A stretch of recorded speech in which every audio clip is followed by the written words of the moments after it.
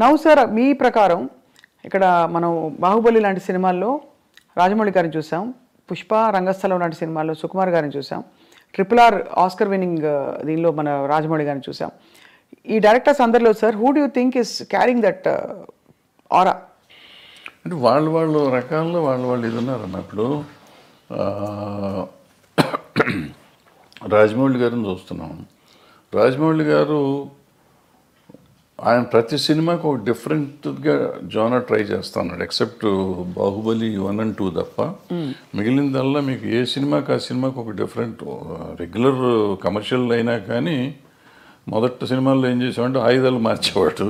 తర్వాత ఈ చేంజ్ ఈగ దగ్గర నుంచి చేంజ్ దిస్ థింగ్ ప్యాటర్న్ మార్చి ఏ సినిమాకి ఆ సినిమా కొత్తగా తీయటం మొదలెట్టాడు. కొత్త కథలాగా డిఫరెంట్ కొత్త కథ కూడా కొత్తగా ఉండకపోయినా కానీ ఒక కొత్త బ్యాక్ డ్రాప్ కొత్తగా ఉండటం అంతా డిఫరెంట్గా ఉంది. ఈగ తర్వాత ఇది మర్యాదరామన్ ఒక డిఫరెంట్ ఇది. ఆ తర్వాత వచ్చేటప్పటికి బాహుబలి, మగధీర, ఎక్కడికక్కడ మీకు సెపరేట్గా డిఫరెంట్గా వస్తున్నాడు ఆయన.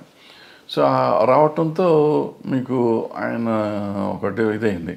ప్లస్ ఆయనతో పాటు ఆయన కొత్తగా కనిపెట్టింది ఏంటంటే director should be A marketing man. ఇంతకుముందు మా డైరెక్షన్ వాళ్ళకి మాకు మార్కెటింగ్తో సంబంధం ఉండేది కదా. ప్రొడ్యూసర్స్ వస్తాడు అనే పద్ధతిలో ఉండేవాడు. రాఘవేంద్రరావు దగ్గర నుంచి మేమంతా అయిపోయేవాడు. బట్ ఈయన వచ్చేటప్పటికి how to market a film అనేది ఆయన నేర్పించాడు వాళ్ళ ఇండస్ట్రీకి. దట్ మార్కెటింగ్ స్కిల్స్ ఎంత అద్భుతంగా వెళ్ళిపోయినాయంటే వాళ్ళు భారతదేశం అంత ఇదే అయిపోయే స్టేజ్కి బాహుబలి 2 చేసింది. అందరూ బాహుబలి 2 దంగలు కొట్టేసింది అంటారు కానీ దంగలే సంబంధమే లేదు. బాహుబలిని ఇంతవరకు చేస్తే ఇప్పుడు ఈ సినిమా చేసి ఉండాలి. దంగల్లో వచ్చింది ఏంటంటే చైనాలో ఒక దాంట్లో వచ్చింది డబ్బులు. చైనా డబ్బును మనం లెక్కేసుకుని 2,000 కోట్లని కంగారు పడుతున్నాం తప్ప మనకి ఇక్కడ వచ్చింది 600 కోట్లు 700 కోట్లు. అదే అయితే ఒక లాంగ్వేజ్ అంత రావటం చాలా గొప్ప. అది 60 కోట్లకి చేసి అంత రావటం అనేది గొప్ప విషయం. దాన్ని డిస్ప్యూట్ చేయటం లేదు. అద్భుతమైన సినిమా అది. సో మన ఇండియన్ సినిమాలో ఇండియన్ డబ్బు చూసుకున్న సినిమాలు ఇయే. ఆ చైనాలో 2,000 కోట్లు వచ్చినా అదంతా మళ్ళీ మనకు షేర్ వచ్చేటప్పటికి చాలా తక్కువ వస్తుంది. అక్కడ 30% 20% అంత వస్తుంది. అవును. సో అవి మనం గ్రాసులు చెప్పుకొని ఊరికే కంగారు పడుతూ ఉంటాం. ఇప్పుడు బాహుబలి తర్వాత ఇది వచ్చింది. అలా అంటే మీరు అన్నది రాజమౌళి గారిది చాలా ఒక డిఫరెంట్ టెక్నిక్. ఈయన వచ్చేటప్పటికి ఈయనన్నీ లెక్కలని చేసిన సినిమాలు వదిలిపెట్టి ఈయన డిఫరెంట్గా చేసిన సినిమాలు ఈయన సిట్ అయినాయి చూడండి మీరు. అంతకుముందు మీరు ఆర్య చేశాడు. ఆర్య డిఫరెంట్గా ఉంటుంది. తర్వాత ఏదో చేశారు కొన్ని అటువంటి ఏదో లెక్కలు నాకు అర్థమే కదా. 1 ఒకటి ఎన్టీఆర్తో ఒక సినిమా ఏదో చేశాడు. కప్పులు తిప్పుతూ ఉంటాడు, ఏదో తిరుగుతూ ఉంటుంది. ఏది మన నాకు అర్థం కాదు. మళ్ళీ మొన్న వచ్చేటప్పటికి రంగస్థలం అద్భుతంగా తీశాడు. వెనక్కి తీశాడు. అసలు ఎవరు మన తెలుగులో మనం ఊహించలేని గొప్ప సినిమా అది ఒక రకంగా చెప్పాలంటే. ఆ టైప్ ఆలోచన కమర్షియల్ అయినా కానీ ఎప్పుడైతే అంగవైకల్యం తీసుకురాగలిగాడో ఆ అంగవైకల్యం మీద సినిమా వచ్చేటప్పటికి అద్భుతంగా ఉంది. అది చాలా ఒక లైవ్లీగా ఉంది సినిమా. విలేజీ ప్యాటర్న్ అది అద్భుతంగా ఉంది ఆ సినిమా. ఈ పుష్పకు వచ్చేటప్పటికి Pushpa was a routine film నాకు తెలిసినప్పుడు. పుష్ప 1, పుష్ప 2 ఈ స్మగ్లింగ్ మీద ఏదో రెప్లికా తీస్తారు ఏముంటుందిలే అని నేను చూడలే. యాక్చువల్గా నేను మొన్న చూశాను. ఎప్పుడైతే మీకు సెకండ్ హాఫ్లో ఆ ఫ్యామిలీ ఎలిమెంట్ వచ్చిందో, వైఫ్ అండ్ హస్బెండ్ వాళ్ళ రిలేషన్షిప్ మీద ఎప్పుడైతే సినిమా తీశాడో మీకు అందుకైతే అన్స్టాపబుల్ అయిపోయింది సినిమా. ఇది ఇవాళ రెవెన్యూ కనపడుతుందంటే ఫ్యామిలీ ఊరికి మా గంధపు చెక్కలు దొర కాదు. ఆబ్వియస్లీ అతని పెర్ఫార్మెన్స్, అల్లు అర్జున్ పెర్ఫార్మెన్స్, అల్లు అర్జున్తో పాటుగా రష్మిక అక్కడికి వచ్చేటప్పటికి ప్లస్ ఈ రిలేషన్షిప్ డైరెక్టర్ ప్రజెంట్ చేసిన విధానం అద్భుతం. సెకండ్ హాఫ్ ఏడిపించాడు. ఆ సినిమాలో ఏడిపించడం అయింది. అందుకని సినిమా ఆడింది, ఇప్పటికీ ఆడుతుంది, ఇంకా ఆడుతుంది. అంటే నేషనల్ అవార్డు వచ్చిందంటే సినిమా ఇట్స్ గ్రేట్ కాదు. ఇప్పుడు అదే మనం ఎప్పుడు నేషనల్ అవార్డు ఆయనకు వచ్చింది, డైరెక్టర్గా హీరోకి వచ్చింది. హీరో పెర్ఫార్మెన్స్ ఈ సినిమా కూడా అద్భుతంగా చేశాడు. మళ్ళీ నేను 2వ సారి ఇచ్చినా ఆశ్చర్యపోక్కర్లేదు. అవును కదా సార్, అంతే కదా. సో ఒకలా చూస్తే యాక్చువల్లీ ఒక కొత్త లీగ్ ఆఫ్ సినిమా వస్తుంది ఇప్పుడు. అంటే పెద్ద స్కేల్ ఒకటి, బట్ యాక్టింగ్ ఓరియంటెడ్ స్కేల్ పెరుగుతాయి. ఇంపర్ఫెక్షన్స్ యాక్చువల్గా ఇది మామూలు సినిమా కింద లెక్క తీసుకోవాలి. ఇప్పుడు అలాంటి ఒక 100 సినిమాలు మొగుడు పిల్లలు ఒకరి కోసం ఒకళ్ళు బాధపడే సినిమాలు 100 ఉన్నాయి. ఒకళ్ళని ఒకళ్ళు ఎన్హాన్స్ చేసుకునే క్యారెక్టర్. నా మొగుడిని అంటావా అని పెళ్ళం తిరగబడింది, నా పెళ్ళాన్ని అంటావా అని మొగుడు తిరగబడ్డ సినిమాలు 100 ఉన్నాయి. వాళ్ళు ఒకళ్ళ కోసం ఒకళ్ళు చేసుకుంది. బట్ ఇవాళ దీని బ్యాక్గ్రౌండ్ ఈ గంధపు చెక్కలు ఇవన్నీ తీసుకుని చేసింది. నేను కోతల రేటు చెప్పానే, అలాంటి ఇలాగా ఇతను దొంగకి ఒక స్మగ్లర్కి వైఫ్ అంటే అంత ఎందుకు ఉండాలి? నేను నన్ను ఇన్సల్ట్ చేసినందుకు కదా, నా భార్య పేరు ఎత్తినది నాకు కోపం వచ్చింది, అందుకని నేను చూస్తానండి, అది నేను తట్టుకోలేను అంటాడు. ఎవరేం చెప్పినా ఒప్పుకుంటా, ఏమన్నా కానీ నా భార్య చెప్తే వింటానంటాడు. మరి అంత స్మగ్లర్కి ఈ సెంటిమెంట్ ఎందుకు ఉండాలి? నేను అక్కడ చెప్పానే, వైఫ్ని చెల్లి అన్న దరిద్రుడు తండ్రి కోసం అటు జైలుకి వెళ్ళిపోయి చచ్చిపోతానంటాడు. అవును అవును. సో అది నీకు ఎప్పుడు వేరియేషన్ వచ్చేటప్పటికి నీకు తేడా వచ్చేస్తుంది. సో అక్కడ ఇక్కడ కూడా మంచి దొంగలు, మధ్యలో దొంగ రాసుకలు తీశారు మీరు. దొంగ రాసుకలు టైటిల్ ఎట్లా పెట్టారు సార్ అది? వాళ్ళ కథలో ఈయన చెప్పాడు, మన దివాకర్ బాబు గారు, ఆయన కథ కూడా ఆయన. నేను ఆ టైటిల్ ఒక్కటే చూసి మీ సినిమాలన్నింటిలో మీరే పెట్టుకుంటారు. రైటర్ ఆయన, అతను మన తమిళ ఆయన రైటర్. సో భలే ఒక long innings, 50 years in the industry. Everybody అందరూ మిమ్మల్ని అంత గౌరవిస్తారు, ఇప్పటికీ ఇష్టపడతారు. కానీ మీరు కుండ బద్దలు కొట్టి మొహమ్మీ చెప్పేస్తారు అన్నీ. ఎప్పుడు మీకు శత్రువులు తయారు అవ్వలేదా? ఉన్నారు, కొంతమంది అవుతారు, కొంతమంది తిడతానే ఉంటారు, అప్పుడప్పుడు తిడతా ఉంటారు, నన్ను చంపేస్తా ఉన్నట్టు కూడా ఉన్నారు. ఉన్నారా? నడుస్తూ ఉంటారు. అంటే ఏ ఇష్యూలో సార్? ఏదో ఒక ఇష్యూలో వాళ్ళకి నచ్చని ఏదైనా చెప్తే కోపం వస్తుంది కదా. ఎవరు సార్? నేను దాసనారాయణరావు గారు, నేను కృష్ణ గారు భయంకరంగా పోట్లాడుకున్నాం. అవునా? ఎలా పోట్లాడుకున్నారు? ముఖాలు కూడా చూసుకునే లెవెల్లో పోట్లాడుకున్న తర్వాత మేము ఇద్దరం అసలు నేను కృష్ణ గారు కానీ నేను దాసనారాయణరావు గారు అంత క్లోజ్గా మళ్ళీ ఎవరు లేరు. ఇప్పుడు ఏ విషయాల్లో వచ్చేవి గొడవలు? అంటే మాకేదో దీంట్లోనే మనం వేరే సొంత పర్సనల్ ఇష్యూస్ మాకేమైనా లేవు కదా. క్రియేటివ్ డిఫరెన్సెస్లోనే చాలా గట్టిగా మొహాలు చూసుకోకుండా అంతవరకు మాట్లాడుకోకుండా.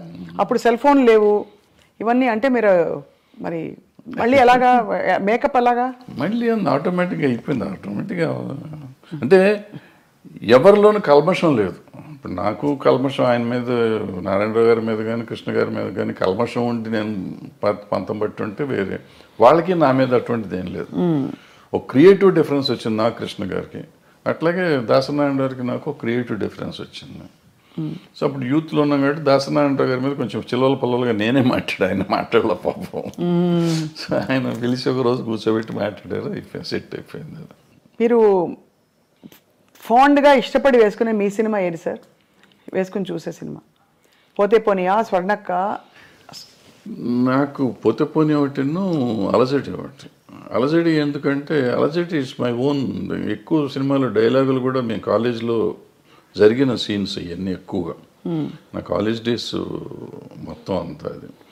సో ఆ సీన్లన్నీ నేను ఆ కాలేజీలో మాట్లాడిన డైలాగులే పెట్టి రాసుకున్నాం, వేరే కొత్తవి కూడా రాయలేదు అంతవరకు, కాలేజ్ సీన్స్ వరకు. సో అందుకని కొంచెం నాకు ఇష్టమైన సినిమా అది. మీరు వెస్లీలో చదివారు కదా సార్? వెస్లీ, సికింద్రాబాద్ వెస్లీలో చదివారు. మీ వివాహం ఎలా అయింది సార్? అది మా ఇంటి పక్క ఇల్లు, 2 ఇళ్ళు అవతల ఉండేవారు ఇల్లు.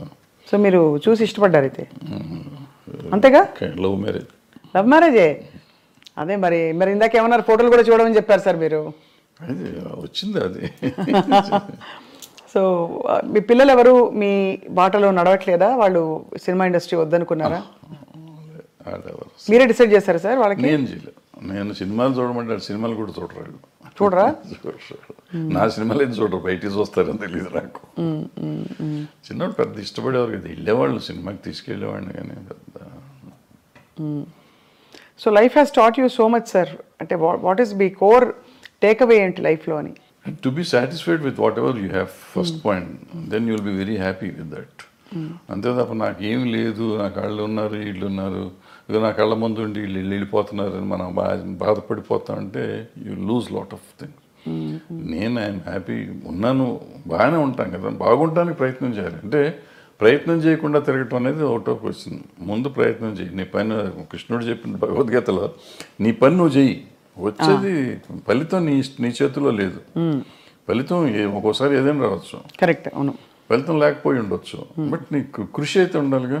అవును, కృషి చేస్తూనే ఉండు, so that will be very happy, హెల్దీగా ఉంటావు. Ultimate result is not yours, వచ్చినప్పుడు వస్తుంది. దేవుడిని నమ్ముతారా సార్ మీరు? నేను నమ్మను. మరి కృష్ణుడు దేవుడు కాదా? అంటే ఆయన చెప్పిన భగవద్గీత నమ్ముతారు మీరు? ఏదైనా నమ్మటం అనేది ఏముందమ్మ దీంట్లో. ఆయన చెప్పింది ఇప్పుడు అందరూ ప్రపంచం అంతా నమ్ముతుంది కదా భగవద్గీతని. అందులో ఆయన చెప్పింది నేను చెప్తున్నాను. కానీ మీరు నేను చెప్తాం కదా, నేను ఏదో ఇదేం కాదు, అదే కదా అంటారు మన లైఫ్, జీవనసారం అంటారే. జీవనసారం అంతకంటే ఏముంది? మనం చేయాల్సింది చేయకుండా నాకు లేదు. ఇప్పుడు మనం చాలామంది సినిమా ఇండస్ట్రీలో ఉన్నాడు అంటారు, నాకు సినిమా ఇండస్ట్రీ నేను ఎవడు రమ్మన్నాడు? నువ్వు యూ చూస్ యువర్ సెల్ఫ్. మీరు ఇక్కడికి వచ్చి దీన్ని కావాలని కోరుకుని ఏదో ఇస్తారంటే నువ్వు సాధించాలి. ఇప్పుడు చిరంజీవి గారు, ఎన్టీ రామారావు గారు, నాగేశ్వరరావు గారు వీళ్ళంతా సాధించి వాళ్ళు గొప్పవాళ్ళు అయ్యారు. చాలా కష్టపడి ఉంటారు కదా సార్. ఇంత వాళ్ళలాగా వాళ్ళు వచ్చేసింది, వాళ్ళకి అంత వచ్చింది నాకెందుకు రాలేదంటే వాళ్ళలాగా నువ్వు ఏమైనా చేసావా? నువ్వు చేయలా.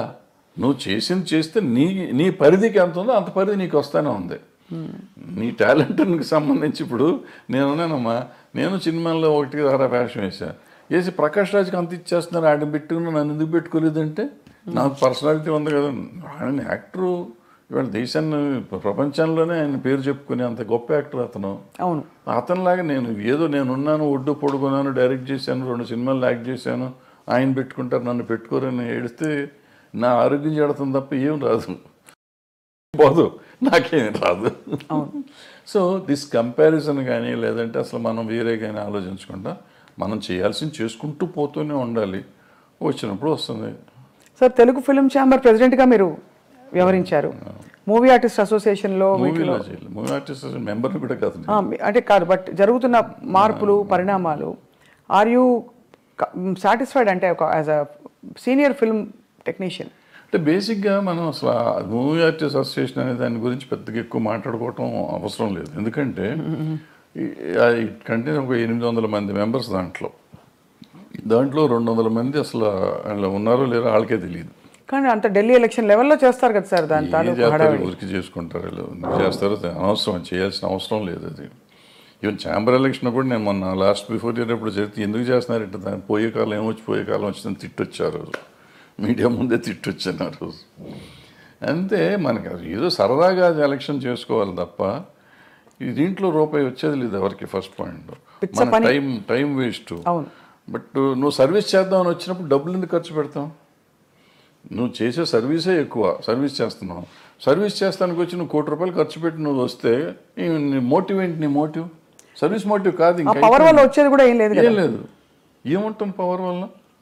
మ్యాక్సిమం ఎప్పుడన్నా చీఫ్ మినిస్టర్ ఇంకోళ్ళు పిలిస్తే మీటింగులకు పిలిచినప్పుడు వెళ్ళి కూర్చుంటే ఆడేమిస్తారు, అక్కడ అటుకులను జీడిపప్పు ఇస్తారు, అంతే, ఒక కప్పు కాఫీ ఇస్తారు. దానికోసం నువ్వు తాపత్రయపడతావు ఎందుకు? అంటే ఆల్రెడీ నీకు ఆ వాల్యూ ఉంది. నిన్ను ముఖ్యమంత్రి గారు పిలిచే లెవెల్ మీరు ఉన్నారు, ఆల్రెడీ పెరిగే ఉన్నారు. ఇవాళ దానికోసం కొట్టుకోవాల్సిన అవసరం లేదు. ఏ పిచ్చి పనులు. సో అయితే అదే, బట్ వివాదాలు మాత్రం వారానికి ఒకటి వస్తుంది. Jani master issue, Raj Tarun Lavanya issue, అవన్నీ ఇప్పుడమ్మా ఇంతమంది ఉన్న ఇండస్ట్రీలో ఇష్యూస్ ఉంటాయి. ఆ ఇష్యూని మనం సీరియస్గా తీసుకోకపోవటం అనేది మనం ఆలోచించుకోవాలి. ఏదో ఉంటాయి, ఉన్నప్పుడు దానికి పెట్టుకోవటం. సార్, మోహన్ బాబు గారి ఇంట్లో జరిగిన తగాదాలు ఏవైతేనా మీరు ఒక అంటే టెక్నీషియన్గా, సినిమా ఇండస్ట్రీ వ్యక్తిగా మీరు సమాధానించి చెప్పారా? ఎవరికి? ఆయనతోనా? ఇది ఏదో అది పర్సనల్గా కదా, ఒకవేళ నేను మాట్లాడినప్పుడు నేను పబ్లిక్లో చెప్పకూడదు కదా. ఇప్పుడు నేను నిజంగా వాళ్ళ వెల్విషర్ని అయితే ఒకవేళ నేను వెళ్ళి అక్కడ ఏళ్ళు పెట్టానా లేదా అని తర్వాత సంగతి. పెట్టుంటే అక్కడ ఏం జరిగింది ఇక్కడికి వచ్చి ప్రమోషన్ కాదు, ఏం జరిగింది కాదు సార్, బట్ అసలు అంటే అది బాగా బహిరంగంగా అయిపోయింది కదా, వాళ్ళే మీడియాకి వచ్చారు. ఇప్పుడు వాళ్ళు బహిరంగంగా ఉన్నారు, నేను బహిరంగంగా ఉండకూడదు. నేనని కాదు, ఎవరైనా కానీ, ఎవరు ఇంటర్ఫేర్ అయినా కానీ, ఇంటర్ఫేర్ అయిన వాళ్ళు బయటకు వచ్చి ఇట్ట జరిగిందని చెప్తే ఇక వాళ్ళు పెద్ద మనిషి ఎట్ అవుతారు వాళ్ళు. ఫస్ట్ పాయింట్ అది తప్పు. రెండోది అటువంటివి జరగటం విచారకరం. అందులో మన వాళ్ళు కావాల్సిన వాళ్ళు, పిల్లలు మంచివాళ్ళు, తండ్రి మంచివాడు, ఈ రకాల ఎందుకు సమస్య వచ్చిందని నాకైతే అర్థం కాలేదు. నాతో అందరూ బాగుంటారు, 4-3 పిల్లలు బాగుంటారు, ఆయన బాగుంటారు, మోహన్ బాబు గారు బాగుంటారు, అందరూ వెరీ నైస్ పీపుల్. చాలా మర్యాదగా నాతో చాలా అంకుల్ అంటారు పిల్లలు, ఆయన తమ్ముడు అంటూ ఉంటాడు. వాళ్ళ ఇంట్లో అట్లా జరిగిందంటే నాకు నిజంగా బాధగా ఉంది. I just really wanted to go and speak, but ఏమో ఎందుకు డెలికసీస్ వాళ్ళవి మనకి ఎందుకని నేను అడగలేదు. మొత్తానికి సార్ అయితే ఇప్పుడు అంటే there is a lot of turmoil going on around అనిపిస్తుంది సమాజం చూస్తుంటేనే. అన్ని చోట్ల ఉందమ్మా. సమాజంలోని తేడా వచ్చేసింది. అది ఎందుకు వచ్చింది అంటే మార్పు ఇప్పుడు మానవతా విలువలు అనేవి పోయినాయి చాలా చోట్ల. మనం విలువల గురించి మాట్లాడతాం కానీ విలువలే లేవు ఇప్పుడు. ఇంతకుముందు అనుకున్నాం శీలం అనేది విలువ, ఆత్మీయతలు, మన సంబంధాలు, మానవతా సంబంధాలు విలువలు ఉండేవి. ఇప్పుడు అవన్నీ పోయినాయి. ఏదో ఉంటున్నాం, అందరం కమర్షియల్ అయిపోయాం. ఆ కమర్షియల్లో ఉన్న దాంట్లో ఇవన్నీ వాల్యూస్ లేవు కదా. వాల్యూ అనేది ఉంటే కదా. కొన్నిసార్లు వాల్యూ కోసం మనం అన్ని పోగొట్టుకునే కథలు చాలా ఉన్నాయి. గౌరవం కోసం అన్ని చేయాలి అని చెప్పి, అటువంటిది ఇప్పుడు గౌరవం లేదు, తొక్కలేదు. అందుకే ఒక ఫుల్ఫిల్మెంట్ రావట్లేదు జీవితంలో కదా. ఇప్పుడు ఇందాక చెప్పిన పుష్ప కథ కానీ లేకపోతే మా కొత్తలేడు కథ కానీ అదే ఫుల్ఫిల్మెంటు. వాళ్ళ భార్య కోసం భర్త, భర్త కోసం భార్య, తండ్రి కోసం కొడుకు అని ఇవన్నీ.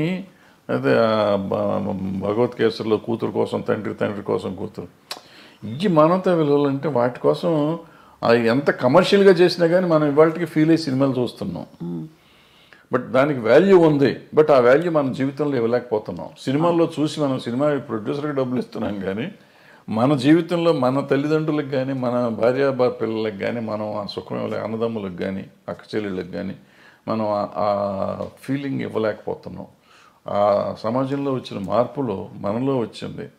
మనం ఇన్ని మాటలు చెప్తున్న మన పిల్లలతో మాట్లాడటానికి మనకు టైం లేదు, మన తల్లిదండ్రులతో మాట్లాడటానికి మనకు టైం లేదు, అక్క చెల్లెలతో మాట్లాడటానికి టైం లేదు, భార్యతో మాట్లాడటానికి టైం లేదు.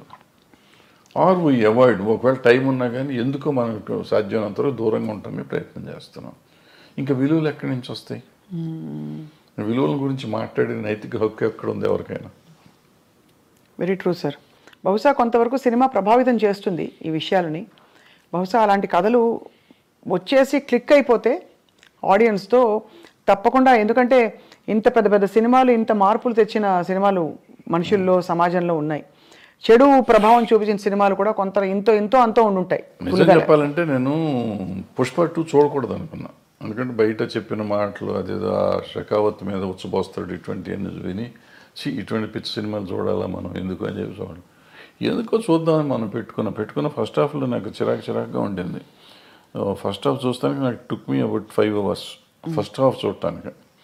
ఇంటర్వెల్లో వెళ్ళి మెల్లిగా భోంచేసి వచ్చి కూర్చున్నాం. మళ్ళీ సరే చూద్దాం వద్దా 10 నిమిషాలు ఆలోచించి పెట్టినా డోంట్ బిలీవ్ ఆ గంట 20 నిమిషాలు, గంట 40 నిమిషాలు ఉంది ఆ సినిమా. మొత్తం కంప్లీట్ చూసి ఐ వాజ్ క్రయింగ్ యాక్చువల్గా. అంటే అక్కడ నీకు లైఫ్ ఉంది, అంతకుముందు లైఫ్ లేదు. అంతా ఏదో సినిమాలు కమర్షియల్గా ఉండేదంతా తీసాడు ఆయన. ఇక్కడ జీవితం తీశాడు. ఆ భార్యాభర్తల అనుబంధాన్ని చూస్తే నాకు అసలు పిచ్చెక్కిపోయింది.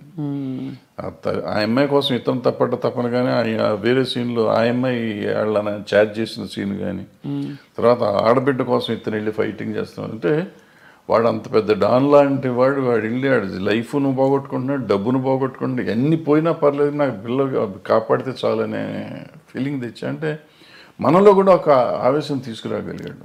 ఖచ్చితంగా సార్. ఏసే నా కొడుకు అనే ఫీలింగ్ ఉంది ఆ సినిమా చూస్తానంటే. వదిలిపెడతావేంటారు నువ్వు అసలు అనే ఫీలింగ్ ఉండేది. దీనికి తీసుకెళ్ళారంటే మనలో ప్రతి మనిషిలోనూ అంత ఎమోషన్ తీసుకురాగలిగితే బాగుంటుంది. అవును, సినిమా డబ్బులు ఇచ్చి సినిమా చూడటం కాదు, సినిమాతో పాటు మనం నేర్చుకోవాల్సింది అది. మనం అది వదిలిపెట్టేస్తాం. దాంట్లో వాడు స్మగ్లింగ్ ఎలా చేశాడు, ఎలా దొంగతనం చేశాడు, ఎవరిని చంపాడు, ఎలా చంపాడు, అల్లు అర్జున్ కత్తితో కొట్టాడా చంపాడా, ఇది ఆలోచిస్తాం. అల్లు అర్జున్ అనే క్యారెక్టర్ రష్మిక అనే క్యారెక్టర్ని ఎంత బాగా ప్రేమించాడు, రష్మిక అనే క్యారెక్టర్ అల్లు అర్జున్ అనే క్యారెక్టర్ని ఎంత బాగా ప్రేమించింది, అంటే నా క్యారెక్టర్స్ ఒరిజినల్ని అనేది మనం ఎవరిని ఆలోచిస్తున్నాం. Very very true sir. I think human values, relationships నిలబడ్డప్పుడే టోటల్ సక్సెస్ అని చెప్పచ్చు. సినిమాకి కావచ్చు, జీవితాల్లో కావచ్చు. కానీ భరద్వాజ్ గారు, మీరు మళ్ళీ వెబ్ సిరీస్ కానీ ఇంకా ఏమన్నా వెంచర్స్ కానీ, క్రియేటివ్ వెంచర్స్ చేసే అవకాశాలు ఉన్నాయా? ఏమన్నా వర్క్ చేస్తారా? చెప్తున్నా కదా, నేను పని చేస్తానే ఉంటా, ఖాళీకి ఏం లేను. ఏదో ఇటువంటి కథ రాసుకోవటం రైటమో చేస్తా ఉంటాను. మనకి అవకాశం కూడా రావాలి కదా. అవకాశం వస్తే చేస్తానికి రెడీగానే ఉన్నాం. బట్ నేను ఇందాక చెప్పినట్టు I keep on trying to do something. అవుతుందా అవదా నాకు తెలియదు. అయినప్పుడు అవుతుందా, అవ్వకపోతే కూడా నష్టం లేదు, అయితే లాభం లేదు.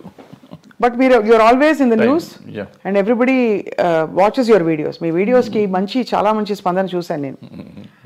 కాబట్టి పొలిటికల్ ఇష్యూస్ కావచ్చు, సినిమా ఇండస్ట్రీలో అవుతున్న అంశాలు కావచ్చు సార్, ఎప్పుడు మీరు ఏదో ఒక కొత్త విషయం చెప్తారు, లేదు పాత విషయం అయినా కొత్తగా చెప్తారని ఆశిస్తూ ఉంటాం, ఎదురు చూస్తూ ఉంటాం మీ దీనికోసం. సో అది సార్, చాలా ఆనెస్ట్ కాన్వర్జేషన్ సార్ ఇవాళ.